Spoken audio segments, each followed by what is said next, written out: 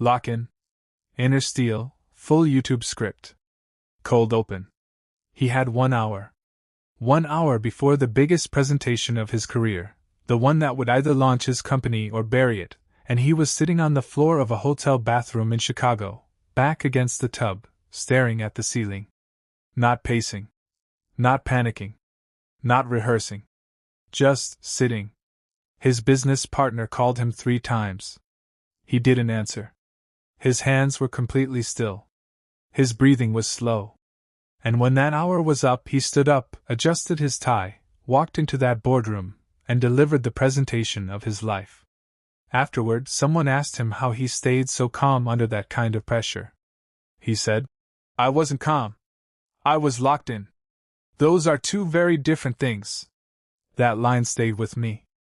Because most people think locking in means grinding harder, sleeping less, pushing more. But that's not what it is. Locking in is a state, a mental state, where noise stops mattering and the only thing that exists is the work right in front of you. And it can be trained. That's what today is about. If you're new here, this is Inner Steel, where we build the mental toughness, discipline, and focus to become the man you know you're supposed to be. Subscribe and stay close. This channel is a weapon if you let it be. Let's go. 1. The man who eliminated the unnecessary. In 1914, a young writer named Franz Kafka was working a soul-draining day job at an insurance company in Prague. He had one burning desire, to write. But he had almost no time. After long shifts, he'd come home, sit at his desk, and work through the night, sometimes until 3 in the morning, then sleep for a few hours and go back to the office. What makes Kafka remarkable isn't just that he did it. It's how he did it. He became ruthlessly selective about everything outside the work. He didn't go to parties he didn't care about. He didn't take on obligations that didn't serve him. He didn't spend energy explaining himself to people who wouldn't understand anyway. He eliminated noise, social, emotional, mental, with surgical precision.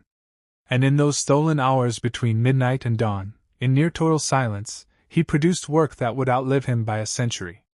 Here's what Kafka understood that most people don't. Locking in is not about having more time. It's about protecting the time you have. Every yes you give to something that doesn't matter is a no you give to your mission. You want to lock in? Start cutting. Not brutally, not coldly, but clearly. What in your daily life is noise disguised as activity? What are you doing out of habit, out of guilt, out of the fear of missing out, when you could be building something that actually matters? Kafka didn't have a perfect life. He had a hard life. But inside that hard life, he carved out a sacred space, and he defended it. That's the move. The locked-in man isn't the man who does everything. He's the man who does the right thing, every single day, with everything he has. 2. The room where it clicks. In 1993, a young Kobe Bryant was 13 years old, sitting in a gym in Italy watching professional basketball players train. His father, Joe Bryant, was playing overseas. Kobe had no choice but to be there. He didn't speak much Italian. He didn't have friends yet. And he was surrounded by grown men who had been playing their entire lives. Most kids would have sat in the stands, bored, waiting for it to be over. Kobe walked onto the court and asked one of the coaches if he could use the other end. Every single morning for that summer, while his father practiced with the team on one side, Kobe was alone on the other end, drilling. Footwork. Post moves. Fadeaways. Over and over and over again. In silence. In the kind of heat that makes grown men sit down. Nobody was watching. Nobody was clapping. There was no scoreboard. He wasn't training for attention. He was training because something inside him had clicked, the understanding that the gap between where he was and where he wanted to be could only be closed one way: reps, done in private, done with full focus, done when no one cares. That's what locking in looks like in practice. It's not glamorous. It doesn't look like a highlight reel. It looks like a 13-year-old kid alone at the far end of an Italian gym, dribbling through cones in the summer heat, when he could be at the beach. You have to find your far end of the gym. The place, physical or mental, where you go when it's time to work. Where distractions aren't invited. Where performance isn't performed for anyone. Where it's just you, the craft, and the distance you need to close. If you don't have that place yet, build it. And if you already have it, get in there more often. 3. The enemy inside the phone. There's a statistic that should stop you cold. The average person picks up their phone 96 times a day. That's once every 10 minutes during waking hours. Every time you pick up that phone mid-task, your brain takes an average of 23 minutes to fully return to the depth of focus it was at before the interruption. Read that again. 23 minutes. Per interruption. 96 times a day. That's not a productivity problem. That's a complete dismantling of your ability to do deep work. There was a man named Sir Isaac Newton who, during the Great Plague of 1665, was sent home from Cambridge when the university shut down. Most people know that story as a footnote. Newton discovered gravity when an apple fell on his head. What they don't tell you is what happened in those 18 months at his family home in Woolsthorpe. No city. No peers. No lectures. No social obligations. Just Newton, paper, a quill, and time. In those 18 months, he invented calculus. He developed his theory of optics. He laid the groundwork for his laws of motion and universal gravitation. 18 months. The foundation of modern physics. Newton didn't do that because he was superhuman. He did it because he had something almost no one has today: extended, uninterrupted blocks of time to think at full depth. You cannot build great things in stolen minutes between notifications. Locking in means protecting your cognitive environment the same way Newton's isolation protected his. That means phone in another room. That means notifications off. That means guarding 2 to 4 hours a day, minimum, as non-negotiable work time where nothing else enters. What Newton built in isolation, you can build in discipline. The phone is a tool. Right now, for most people, it's a chain. Choose which one it is for you. 4. The weight that focuses you. In 1941, Viktor Frankl was a 36-year-old psychiatrist in Vienna with a manuscript he'd spent years writing, a book he believed could help people find meaning in suffering. When the Nazis began deporting Jewish citizens, Frankl had an opportunity to escape to America. He had the visa. He didn't take it. He stayed behind to be with his elderly parents, knowing what that choice likely meant. He was sent to Auschwitz. He survived 4 different concentration camps over 3 years. He lost his wife, his parents, and his brother. He arrived at the camps with nothing. The manuscript he'd worked on for years was taken from him and destroyed on the first day.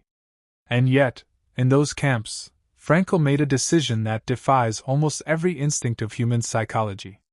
He decided to rebuild the manuscript from memory. In his mind. At night. In the barracks. He would go over the arguments, reconstruct the chapters, refine the ideas, not because anyone would ever read it, not because it was practical, but because the act of doing it gave him something the Nazis couldn't take: purpose. He said later, "Those who have a why to live can bear almost anyhow." That book, reconstructed in the worst conditions human beings have ever survived, became man's search for meaning, one of the most influential books of the 20th century. Here's what Frankl teaches us about locking in: purpose is not a luxury. It's the engine. When you know why you're doing what you're doing, really know it, not just intellectually but in your chest, distraction becomes something you don't have time for. The man who knows his why doesn't need to be motivated. He doesn't need to be reminded. He doesn't need a morning routine YouTube video to get him going. He just goes. Find your why. Make it real. Make it specific. Make it matter to you more than your comfort does. Then watch how locked in you become. And if this channel has ever helped you find your direction, subscribe to Inner Steel. There's more coming that you don't want to miss. 5. The identity shift. There's a story about Jerry Seinfeld that almost nobody talks about correctly. When Seinfeld was a young, struggling comedian, someone asked him how he got so good at writing jokes. He explained his system. Every single day, he would write jokes. Not perform them. Not pitch them. Just write. And after he wrote, he would mark a big red X on the wall calendar for that day. After a few days, he had a chain of red X's. His only job then was to not break the chain. But here's the part people miss. Seinfeld didn't do that because he was disciplined. He did it because at some point, he stopped seeing himself as someone who wanted to be a comedian, and started seeing himself as a comedian. And comedians write jokes. Every day. That's what they do. The chain wasn't the system. The identity was the system. Most people try to lock in through motivation. They feel fired up, they make a plan, they go hard for 2 weeks, and then the motivation fades and so does the behavior. That's because motivation is a feeling, and feelings are weather. They change. Identity is bedrock. When you decide, truly decide, that you are a man who does the work, the question of whether to do it today stops existing. Of course you do the work. You're someone who does the work. That's not a debate you have with yourself anymore. This sounds simple. It is not easy. Because most of us are still negotiating our identity. Still waiting to feel like the person we want to become. Still treating discipline as something we visit occasionally rather than something we are. The shift happens when you stop asking, "Should I do this today?" and start asking, "Who am I, and what does that person do?" Because that person shows up. Every time. Locking in isn't a habit. It's an identity. Become the man, and the habits follow. 6. The stillness before the storm. Most people think focus means moving fast. It doesn't. In 1944, Dwight D. Eisenhower was facing what may be the most complex logistical decision in military history: the timing and execution of D-Day. Tens of thousands of lives hung on the decision. Weather windows were closing. His commanders were divided. The pressure was, by any measure, incomprehensible. What did Eisenhower do the night before he made the final call? He went to bed. He'd done the preparation. He'd consulted the experts. He'd weighed the variables for weeks. And when the moment of decision arrived, he understood something that separates great men from good ones. You cannot think clearly when you're running on fumes and adrenaline. The mind that locks in is the mind that is rested. He slept. He made the call in the morning. And the rest is history. Locking in doesn't mean white-knuckling through exhaustion. It means respecting the instrument. Your brain is the instrument. And like any instrument, a blade, a bow, a rifle, it performs best when it is maintained, not abused. Sleep is maintenance. Rest is maintenance. The walk you take with no phone is maintenance. The 20 minutes of silence in the morning before the world starts talking at you, that's maintenance. The men who burn bright and burn out fast are the ones who confuse destruction for discipline. They ground themselves to dust chasing a version of focus that was really just anxiety wearing a productivity mask. True lock-in includes recovery. True discipline includes stillness. The warrior who knows when to rest sleeps soundly before battle. And he fights better for it. If you're pushing yourself into the ground and calling it discipline, I want to challenge that. Protect your sleep. Protect your stillness. The greatest returns on your focus come from a mind that is sharp, and sharp minds are maintained, not martyred. 7. The slow build nobody sees. In the winter of 1914, Ernest Shackleton's ship Endurance became trapped in pack ice in the Weddell Sea, Antarctica. Over the following months, the ice slowly crushed the hull. The ship sank. 27 men were stranded on one of the most hostile environments on Earth, with no communication, no rescue coming, and dwindling supplies. Shackleton made a decision that defined everything that followed. He told his men exactly what they were doing each day. Small tasks. Structured routines. A schedule, meals at the same time, work duties assigned, evening entertainment organized. He kept the men building, maintaining, contributing.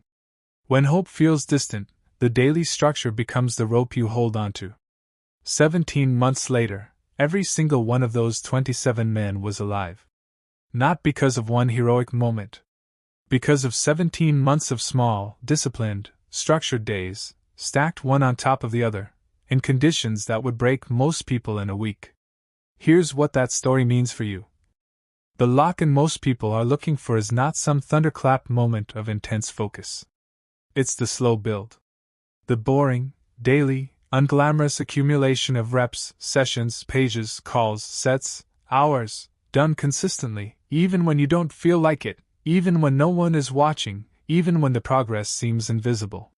The eyes didn't crush Shackleton's men because they had a leader who understood something simple: keep moving. Keep contributing.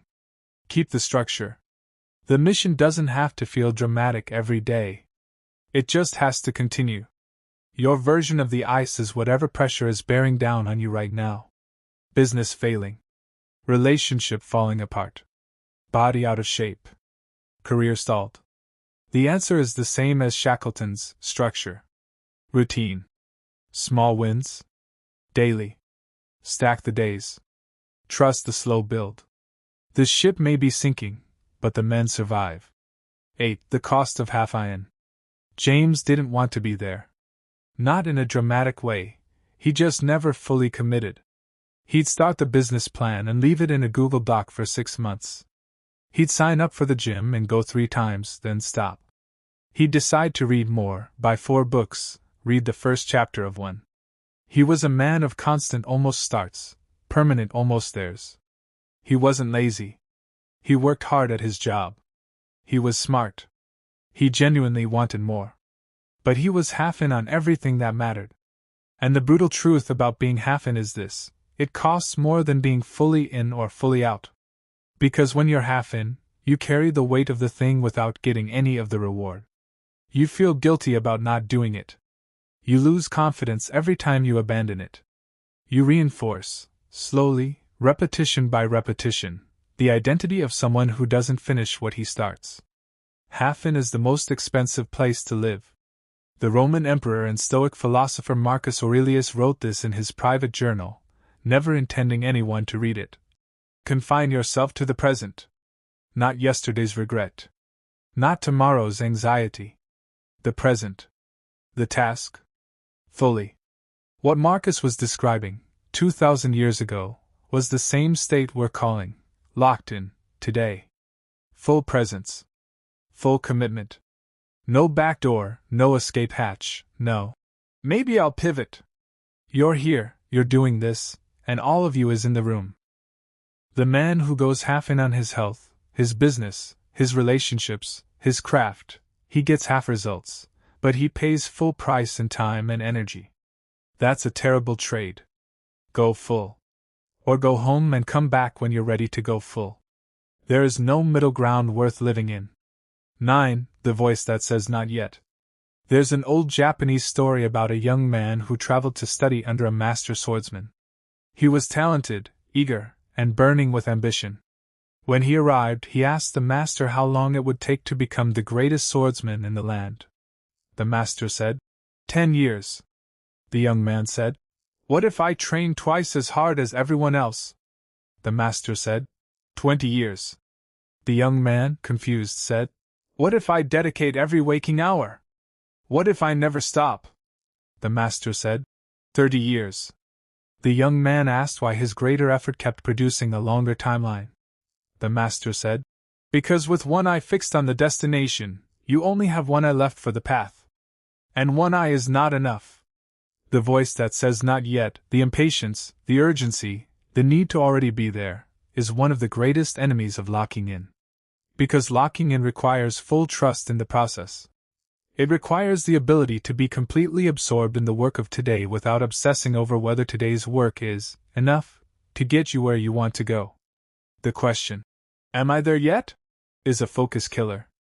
It pulls you out of the present and into an anxious evaluation of the future.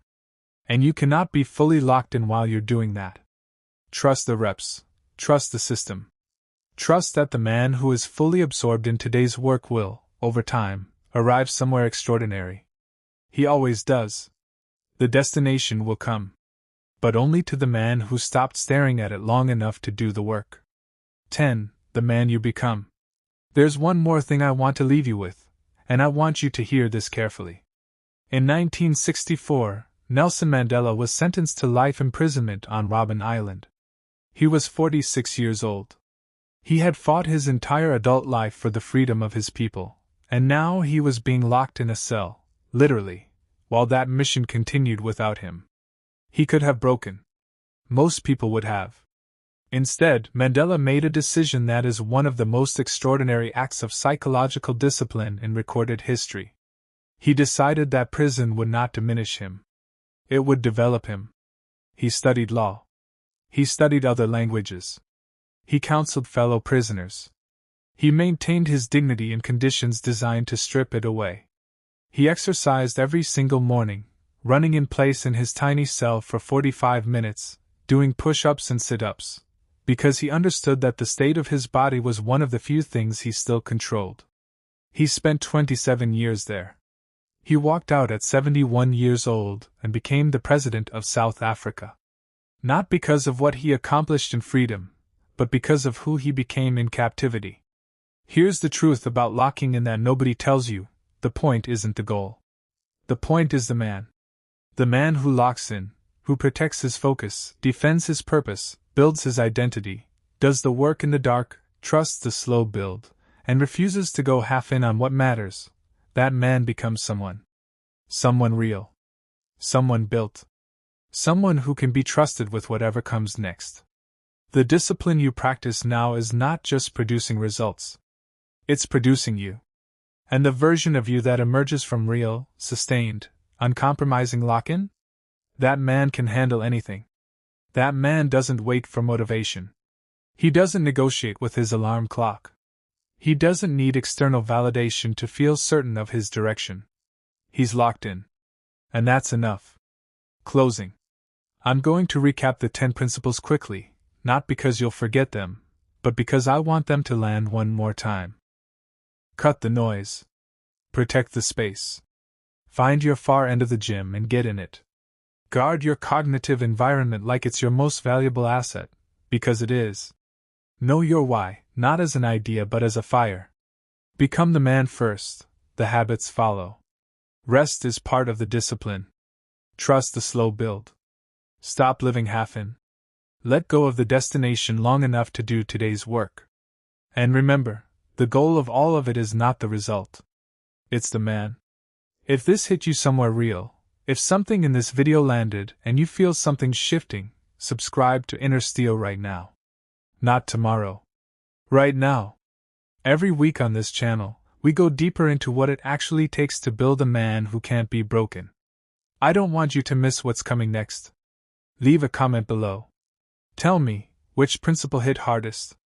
Which one do you need to actually implement this week? Not someday, but this week? The locked-in life is not about perfection. It's about direction. It's about waking up every morning and choosing, again, to be fully present for the work that matters. Kafka in the dark. Kobe at the far end of the gym. Frankel in the barracks. Shackleton on the ice. Mandela in the cell. They didn't wait for perfect conditions. They locked in anyway. Now it's your turn. Inner Steel, script, lock in, 5000 words.